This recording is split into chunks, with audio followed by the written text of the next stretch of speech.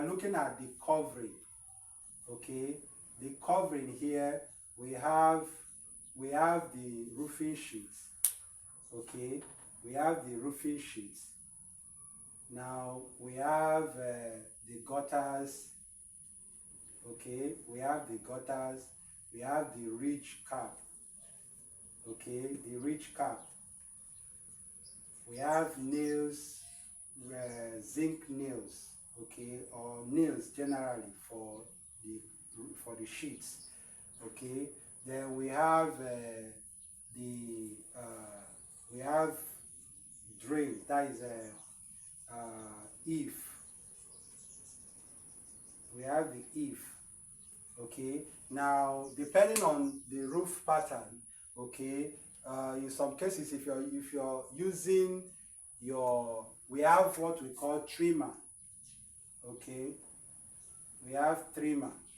All right, so if you're using if you have a concrete fascia, all right, we have the fascia. Okay, we have the fascia. Now, these are the covering of our hip roof, and now we are looking at our hip roof comes in this way. Okay, now this is a more simplified shape of a hip roof because it is sloped at 4 sides. Now for our roofing sheets, okay, you must draw out this to scale. Okay, when you draw it out to scale, like I said in the previous video, you use your scale rule to scale this roof plan, especially the one in the architectural drawing. You can use your scale to scale it. Now when you scale it, you can now be able to extract the area. Okay, you extract the area out. Okay, for this way, the same thing, so is by 2. Okay, this side now you bring it, you scale it out, it becomes by 2. Okay, so you apply, you can decide to, split this. Okay, decide to split this, get this as length, get the area. You get the area of a rectangle. So here becomes in this form. Okay, becomes in this form. Okay, then you have this as well. Okay, so you have this way too. Okay, now you get the area for this, the area for this, the area for this, then you add. Okay, you add it. Now when you add it, it becomes one side, then you multiply by 2. Okay, becomes this other side. All right, so when you do that, you get the total area of this roof with this pattern. Okay, in this way now you can decide to split this into 2.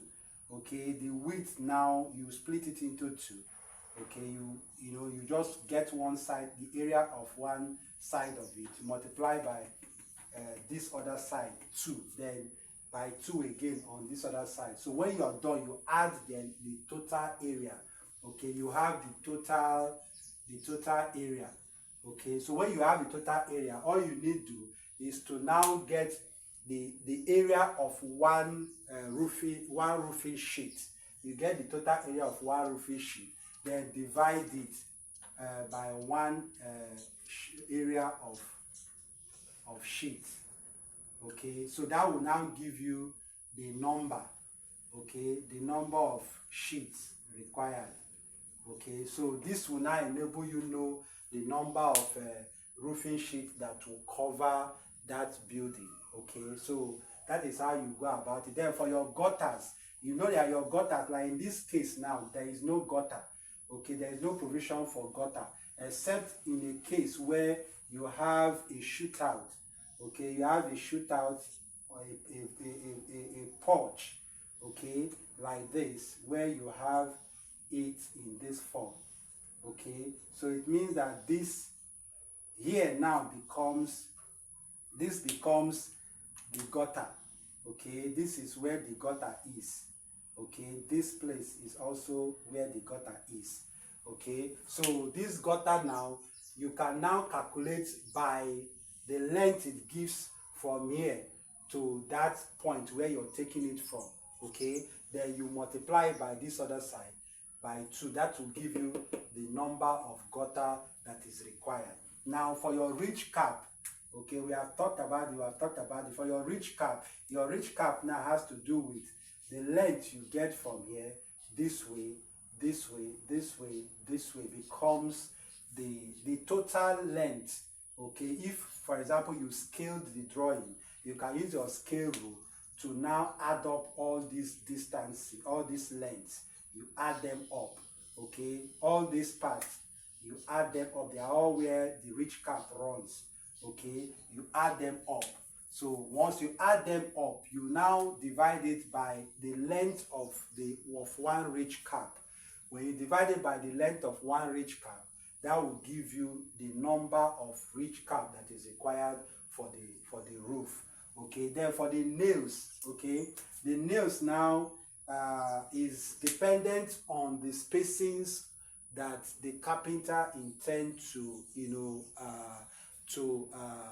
fasten. All right, that spacing is also what you can use to compute the quantity of nails that is required. All right, so that most times you can just go by estimate. Okay, so that is for the nails. Okay, then the eave runs at the side. Okay, this way. So all you need to is to get the total length of this gut. Okay, the total length of this overall length, that is the perimeter of the building. Okay, that is when, not exactly the building, because the building there will be some projection. All right, that is if you're not doing, if it is not if it doesn't have a concrete fascia. Okay, so it means that you have to add 0.6, that is 600 millimeter both sides. Okay, both ways. So before you can now get the overall length. So when you get the overall length, you divide it by 1 eave. Okay, the same thing as trimmer as well. Okay, all of this runs on this external of the roof. Okay, so the same, whatever you get here is what you also get here. That is what you also get here. So, but all you need to do, their lengths might differ. So it is their length now you use to divide the total length that you have gotten. Okay, the total perimeter of the roof. Okay, that is what you divide by the length of one of this to get the number, the quantity that you need for the roofing of the building. Okay, so this is how you can compute for the materials, the covering materials for our hip roof. All right, so at this point I'm going to pause here for today.